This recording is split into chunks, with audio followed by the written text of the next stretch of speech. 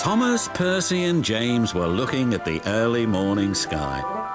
"Everyone's so much happier when springtime comes," said Thomas happily. "Everyone except the fat controller," grumbled James. "He seems to be working us harder than ever. I'm tired of these coastal runs." "He just wants everything to be ready for the holidays," replied Percy. "Anyway, salty air makes me all cheerful in my smoke box." "Ha!" snorted James. "It's the countryside that really gets me fired up. It's the only place to be." And he puffed away to collect his fuel trucks from the docks.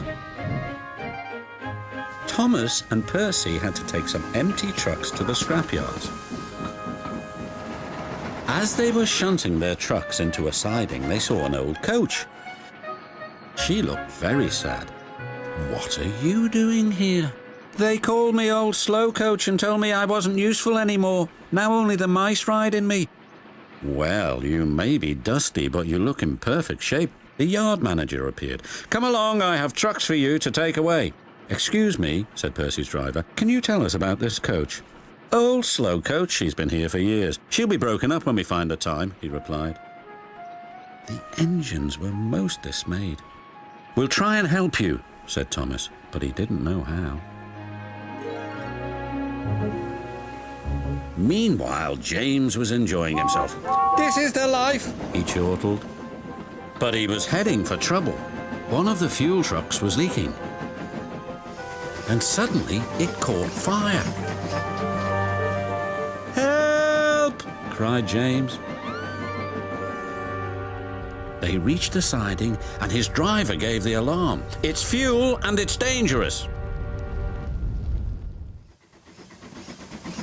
As Thomas and Percy approached the junction, they saw the smoke and a guard waving a red flag. "Sparks from James's funnel have set the fuel trucks ablaze," he called. "The firemen have got things under control, but it's quite a mess."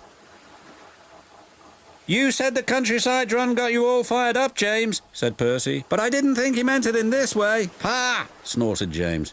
"It was the stupid truck's fault, not mine." "It's safe to proceed now," called the fireman.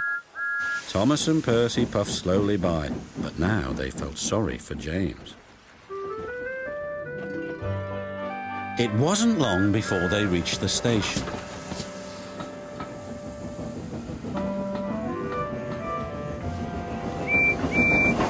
Later, as they were having a long drink at the water towers, they suddenly heard a commotion. "What's the matter?" Thomas asked. "It's another fire at the workman's hut," replied Thomas's driver. "We'd better see what we can do."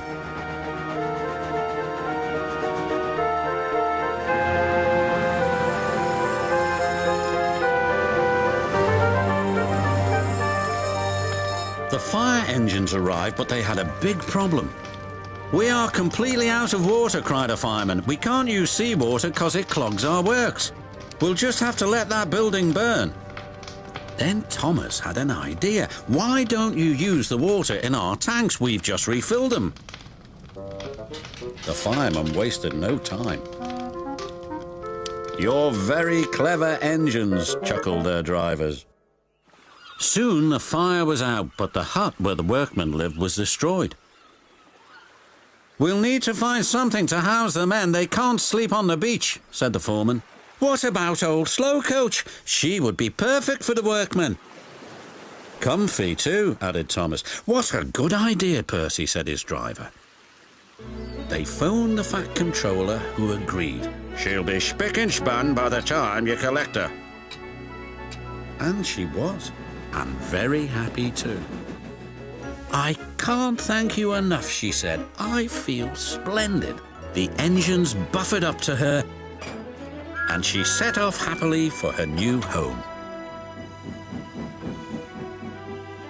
Everyone agreed there was nothing old or slow about Coach, and she will always be really useful indeed.